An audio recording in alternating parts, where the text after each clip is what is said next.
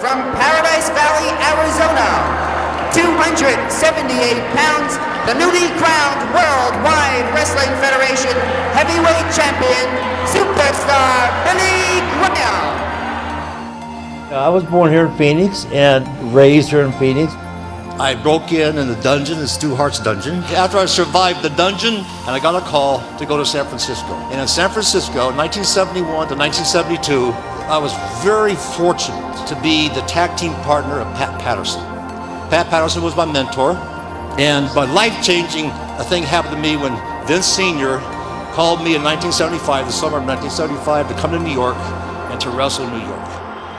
I mean, he was like at another level, and he was in a different world. So, man, I got big props to Superstar because he was the first Stone Cold. He was the guy that probably transcended pop culture long before the Hulkster did in the 80s. Superstar Billy Graham had an incredible influence on Hulk Hogan. I looked up at that guy and said, man, I want to be just like him. Without Superstar Billy Graham, there would not be Jesse the Body Ventura, there would not be Hulk Hogan, there would not be any of those people you yelled for, because Superstar was the hero to all of us. I was influenced by the Superstar, and I mean, of course, you look at me, and even though my goatee isn't the same as his, it was similar to his. And he was the guy who blazed the path. He's the guy who everybody after him wanted to look like him and have a great body like him. He was a great guy. My inspiration was Muhammad Ali. When I started wrestling, I had always been a fan of Muhammad Ali and followed him very closely because I felt that he was the ultimate entertainer.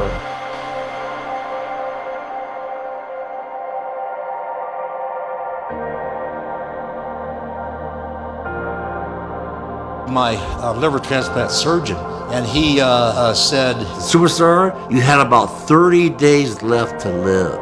So what happened was a young girl, 26 years old, beautiful young girl inside and out, got in a vicious car wreck in Phoenix, and she had signed her donor card. She was an organ donor. A young lady about her age got her heart. 2 Navajo Indians in Phoenix got her kidneys, and her liver came to me. So she'd saved Superstar Billy Graham's life. Without her, I would have been long gone. So my brother took me to the old Burt Goodrich gym and bought a membership for me. And I began bodybuilding in the 5th grade. Met Arnold in 1969, 1 week after he came to this country. He was very animated and very excited and very happy and very thrilled to meet me and over the size of my arms. And well, I trained with Arnold for years after that, and then I became the pro wrestler that I did. And every time I came back into Los Angeles, I would go to Gold's and train with Arnold.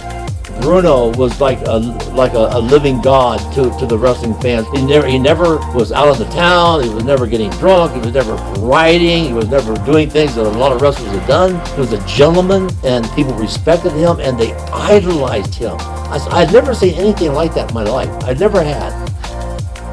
My future in pro wrestling was going to be in the entertainment aspect of it. So in fact, I was ahead of my time by decades.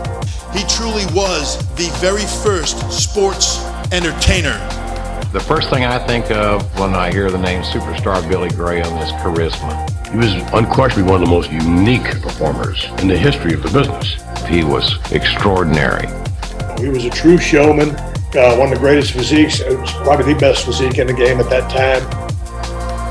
Superstar Billy Graham, the superstar, the man of the hour, the man with the power, the man that's too sweet to be sour.